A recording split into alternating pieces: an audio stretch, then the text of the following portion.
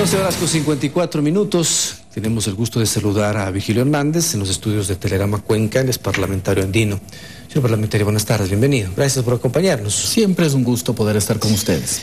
Tema de la consulta popular, ¿cómo lo miran ustedes?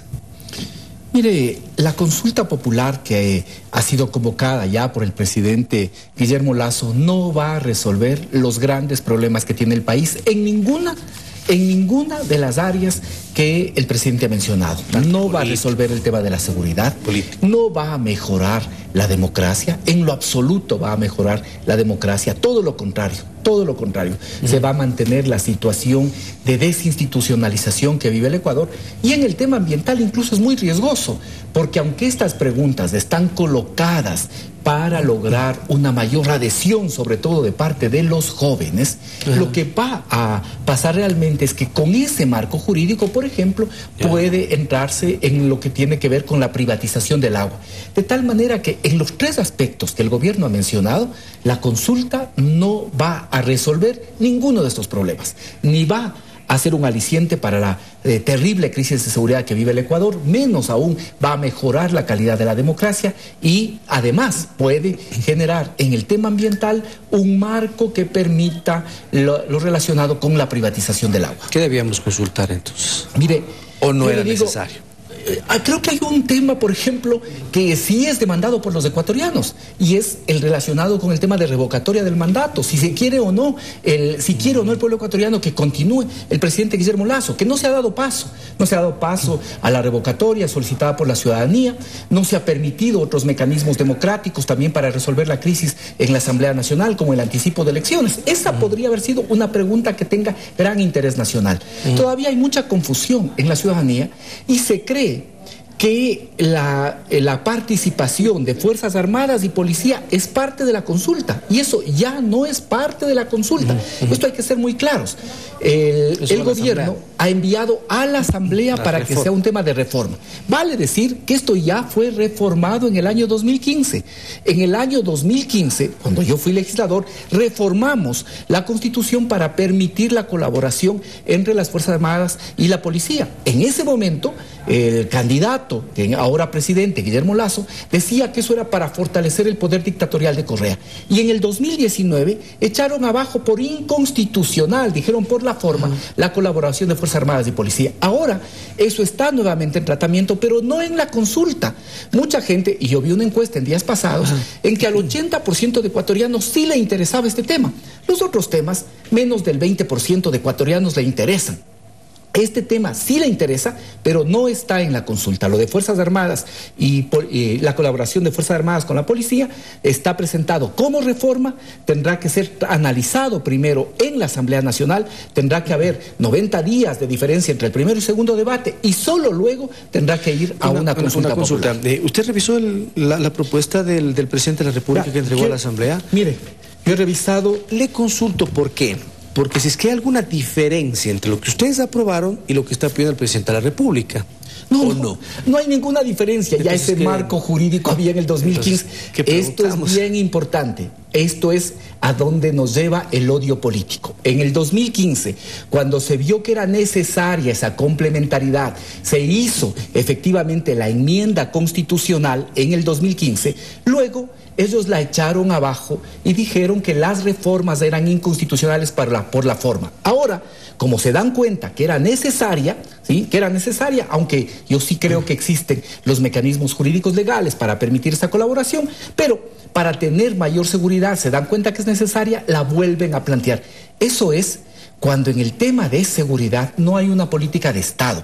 Hay aspectos como relaciones internacionales, como lo que tiene que ver con comercio exterior, como lo relacionado a seguridad, que no pueden ser políticas de un gobierno. Le consulto porque deben ser políticas de Estado. Si es que ya está lo que está pidiendo el presidente de la República aprobado, entonces no, es que se aprobó, que van a negarlo. Pero se aprobó y se declaró luego inconstitucional. Y entonces ahora, ¿sí?, lo que ellos declararon inconstitucional, nuevamente lo están planteando.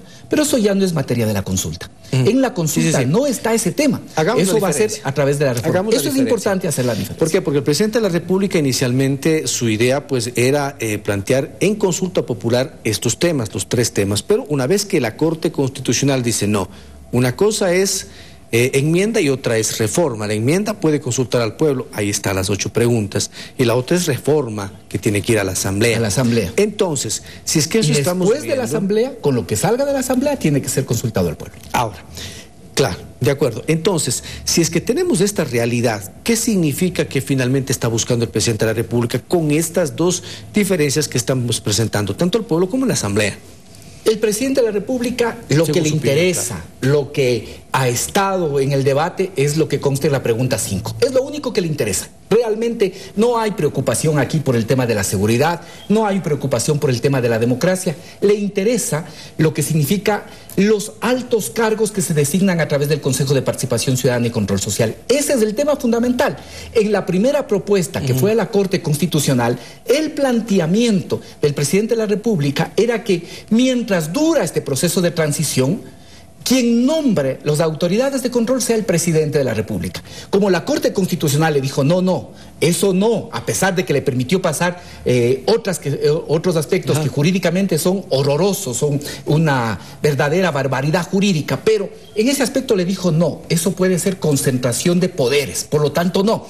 Entonces, ¿qué está planteando ahora? Y lo está haciendo en las transitorias, lo plantea muy claramente el presidente de la República. De la consulta. En la consulta popular, el presidente está planteando a través de la transitoria primera y la transitoria segunda, que está precisamente para consulta popular, está señalando que en la transitoria primera, ¿cuánto va a durar la transición? Fíjese, para que el pueblo ecuatoriano vea, no es que con lo que se aprueba las autoridades de control ya van a ser nombradas por la Asamblea, que tampoco es nombrada por la Asamblea, sino por una comisión. No, pero eso no opera inmediatamente. En la transitoria primera señala el tiempo en que va a demorar construir la normativa. 180 días para que el gobierno presente las leyes, 360 días para que la Asamblea apruebe. Esto puede ser prorrogable por 90 días más, 22 meses para que exista el marco. Y después del marco recién se nombra procurador, contralor, fiscal general, todos los altos cargos. ¿Y sabe qué? Mientras este largo proceso de transición se hace, ¿quiénes se quedan? ¿Quiénes están en los cargos? Los actuales, se los prorroga. ¿Qué es lo claro?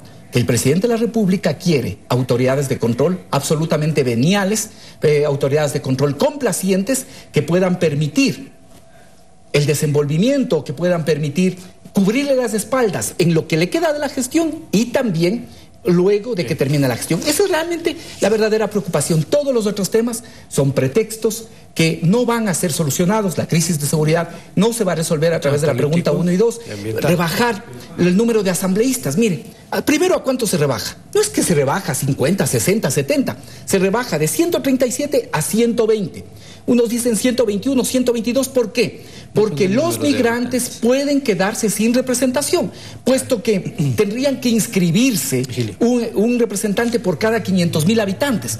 Entonces, no es que se baja significativamente, y lo que va a pasar es que provincias pequeñas y medianas van a disminuir su representación, mientras que va a aumentar el centralismo, porque va a existir mayor participación de Guayas y Pichincha. ¿Por qué? Porque aumenta, vea usted, baja las provincias, pero el número de asambleístas nacionales crece de 15 a 36. ¿De dónde van a ser esos asambleístas? De Guayas, de Pichincha. Le agradezco mucho, señor secretario. Siempre es un gusto. Gracias a usted por acompañarnos. Virgilio Hernández, eres parlamentario andino. 13:03, vamos.